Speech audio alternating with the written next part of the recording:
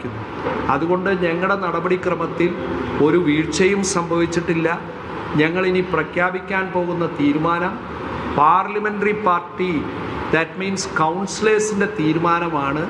അത് councillors parliamentary party യോഗം ചേർന്നപ്പോൾ ജില്ലാ കോൺഗ്രസ് കമ്മിറ്റി അധ്യക്ഷനെയാണ് നിയമിച്ചത്. എന്നിരുന്നാലും ഞാൻ വ്യക്തിപരമായ അഭിപ്രായങ്ങൾ തേടിയിരുന്നു. ആ അഭിപ്രായങ്ങളുടെ അടിസ്ഥാനത്തിൽ, കൗൺസിലേഴ്സിൻ്റെ അഭിപ്രായങ്ങളുടെ അടിസ്ഥാനത്തിൽ കോർ കമ്മിറ്റി നേതൃത്വവും അതുപോലെ തന്നെ സംസ്ഥാന KPCC നേതൃത്വവുമായി സംസാരിച്ചതിൻ്റെ അടിസ്ഥാനത്തിൽ നാളെ നടക്കുന്ന മേയർ, ഡെപ്യൂട്ടി മേയർ തെരഞ്ഞെടുപ്പിൽ മേയർ സ്ഥാനത്തേക്ക് മുൻ ജില്ലാ യൂത്ത് കോൺഗ്രസ് കമ്മിറ്റിയുടെ വൈസ് പ്രസിഡന്റ്, സംസ്ഥാന യൂത്ത് കോൺഗ്രസ് കമ്മിറ്റിയുടെ ജനറൽ സെക്രട്ടറി, മഹിളാ കോൺഗ്രസിൻ്റെ സംസ്ഥാന കമ്മിറ്റിയുടെ വൈസ് പ്രസിഡന്റ്, ഇപ്പോൾ ജില്ലാ കോൺഗ്രസ് കമ്മിറ്റിയുടെ വൈസ് പ്രസിഡൻ്റായി ദീർഘകാലം പാർട്ടിയിൽ സേവനമനുഷ്ഠിക്കുന്ന ഡോക്ടർ നിജി ജസ്റ്റിനെയാണ് ഞങ്ങൾ മേയർ സ്ഥാനത്തേക്ക് നിശ്ചയിച്ചിട്ടുള്ളത്. ഡെപ്യൂട്ടി മേയറായി KSU ജില്ലാ കമ്മിറ്റിയുടെ പ്രസിഡന്റ്, സംസ്ഥാന KSU കമ്മിറ്റിയുടെ ജനറൽ സെക്രട്ടറി, ജില്ലാ യൂത്ത് കോൺഗ്രസ് കമ്മിറ്റിയുടെ വൈസ് പ്രസിഡന്റ്, ഇപ്പോൾ KPCCയുടെ സെക്രട്ടറിയായി ദീർഘകാലം സേവനമനുഷ്ഠിക്കുന്ന ശ്രീ A. പ്രസാദിനെയാണ് ഡെപ്യൂട്ടി മേയറായി ഞങ്ങൾ നിശ്ചയിച്ചിട്ടുള്ളത്. ഇത് തൃശ്ശൂർ നഗരവാസികൾക്ക് ഇന്ത്യൻ നാഷണൽ കോൺഗ്രസ് നൽകുന്ന ക്രിസ്മസ് പുതുവത്സര സമ്മാനമാണ്. കാരണം ഞങ്ങളെ വിശ്വസിച്ചേൽപ്പിച്ചത് ഈ നഗരത്തിൻ്റെ മുഖച്ഛായ മാറ്റാൻ ഐക്യജനാധിപത്യ മുന്നണി, ഇന്ത്യൻ നാഷണൽ കോൺഗ്രസ് നേതൃത്വം നൽകുന്ന ഐക്യജനാധിപത്യ മുന്നണിയെയാണ് ഈ നഗരവാസികൾ വിശ്വസിച്ച് ഏൽപ്പിച്ചത്. ആ വിശ്വാസം കൈമുതലാക്കിക്കൊണ്ട് ഈ നഗരസഭയെ മുന്നോട്ട് കൊണ്ടുപോകാൻ ഇവരെയാണ് നിശ്ചയിച്ചിട്ടുള്ളത്. ഞങ്ങൾക്ക് പാർട്ടിക്ക് ഉറപ്പുണ്ട്, ജനങ്ങളുടെ അഭീഷ്ടമനുസരിച്ച് തൃശ്ശൂരിൻ്റെ മുഖച്ഛായ ഈ 5 വർഷക്കാലത്തിനുള്ളിൽ ഞങ്ങൾ മാറ്റിയെടുക്കും എന്നുള്ളതാണ് ഈ കാര്യത്തെക്കുറിച്ച് പറയാൻ. അല്ല, ഞങ്ങളെ സംബന്ധിച്ച് ഇപ്പോൾ ഞങ്ങളത് പ്രഖ്യാപിച്ചു. അത്തരം കാര്യങ്ങളൊക്കെ എന്തെങ്കിലും കാര്യങ്ങളുണ്ടെങ്കിൽ ഉചിതമായ തീരുമാനം എടുത്ത് അതാത് സമയങ്ങളിൽ അറിയിക്കും. ഇത് KPCCയുടെ ഗൈഡ് ലൈൻ അനുസരിച്ച് പാർലമെൻ്ററി പാർട്ടി യോഗം വിളിച്ച് ചേർക്കണം, അവരുടെ അഭിപ്രായം എടുക്കണം. അതിലൊരു കാരണവശാലും കൈപ്പൊന്തിച്ചിട്ടോ ബാലറ്റ് പ്രകാരമോ വോട്ടെടുപ്പ് പാടില്ല. കൂടിക്കാഴ്ചയിലൂടെ അഭിപ്രായ സമന്വയം അല്ലെങ്കിൽ അഭിപ്രായം തേടിയതിന് ശേഷം ബന്ധപ്പെട്ട നേതാക്കളുമായി സംസാരിച്ച് ഉചിതമായ തീരുമാനം ജില്ലാ കോൺഗ്രസ് കമ്മിറ്റി എടുക്കും. അതാണ് ഞാനിവിടെ നിർവഹിച്ചിട്ടുള്ളത്. അതാണ് പാർട്ടിയുടെ തീരുമാനം. അല്ലല്ലോ, ഞാൻ പറഞ്ഞല്ലോ, പാർലമെൻ്ററി പാർട്ടി കൗൺസിലേഴ്സിൻ്റെ അഭിപ്രായമാണ് ഞങ്ങളിവിടെ കണക്കിലെടുത്തേക്കുന്നത്. അല്ല, അത് ഞാൻ പറഞ്ഞില്ല. ഉചിതമായ തീരുമാനം അതാത് സമയങ്ങളിൽ എടുക്കും, നിങ്ങൾ അറിയിക്കും.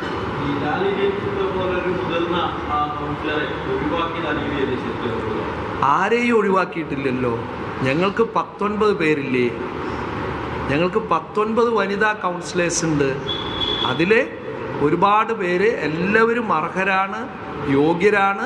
പക്ഷെ പാർട്ടി ഒരാളെ ഒരു സമയത്താക്കാൻ പറ്റും. അത് കൗൺസിലേഴ്സിൻ്റെ അഭിപ്രായം ആരാഞ്ഞ് നേതൃത്വവുമായി സംസാരിച്ചതിന് ശേഷമാണ് ഞങ്ങൾ പ്രഖ്യാപിച്ചത്.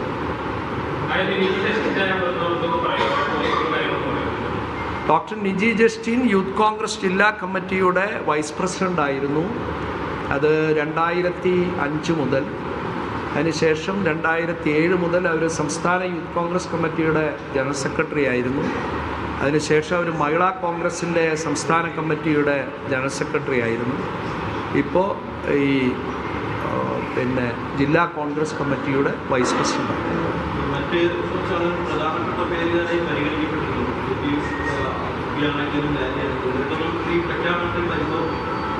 അല്ല, ഇതിൽ ആരും പരിഭവപ്പെടേണ്ട കാര്യമില്ലല്ലോ. സ്വാഭാവികമായും പാർലമെൻ്ററി പാർട്ടി തീരുമാനമല്ലേ, അത് അവർക്കെല്ലാവർക്കും അറിയാം. അതുകൊണ്ട് ആരും പരിഭവപ്പെടുന്ന എനിക്ക് തോന്നുന്നില്ല.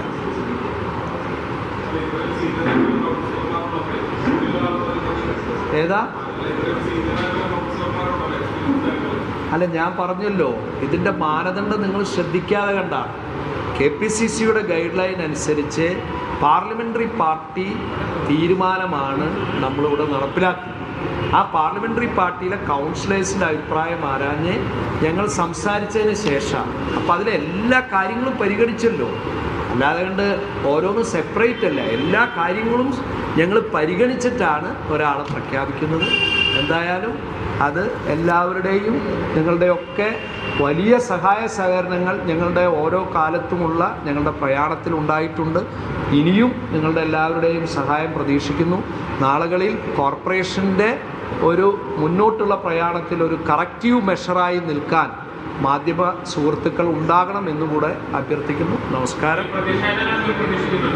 ഒന്നും പ്രതീക്ഷിക്കുന്നില്ല, നത്തിങ്.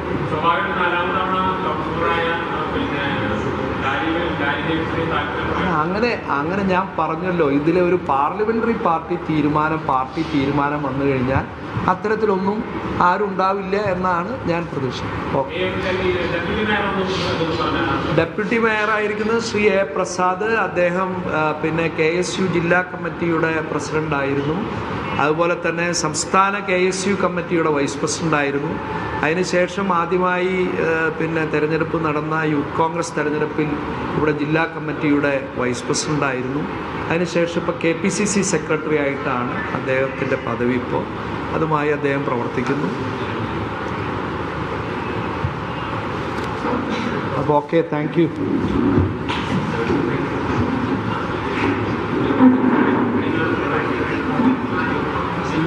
സംസാരിച്ച നിജി ജസ്റ്റിനെ തൃശ്ശൂർ മേയറായി DCC പ്രഖ്യാപിച്ചിരിക്കുന്നു എന്നുള്ളതാണ്. എ പ്രസാദാണ് ഡെപ്യൂട്ടി മേയർ. ഇരുവരെയും തെരഞ്ഞെടുത്തു എന്നാണ് ഇപ്പോൾ ജോസഫ് ടാജറ്റ് അറിയിച്ചത്.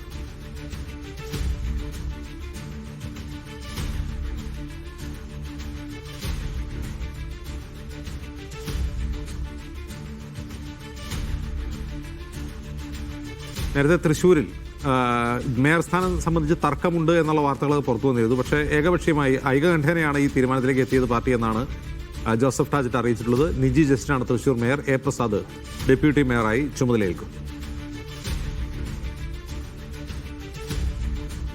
നടരാജ് പരശുറാം ചേരുന്നു. നടരാജ്, നേരത്തെ ഈ മേയർ സ്ഥാനം സംബന്ധിച്ച് തർക്കമുണ്ടായിരുന്നു എന്ന് പറഞ്ഞത് എന്താണ്? എങ്ങനെയാണ് ഈ ഒറ്റ പേരിലേക്ക് എത്തിയത്?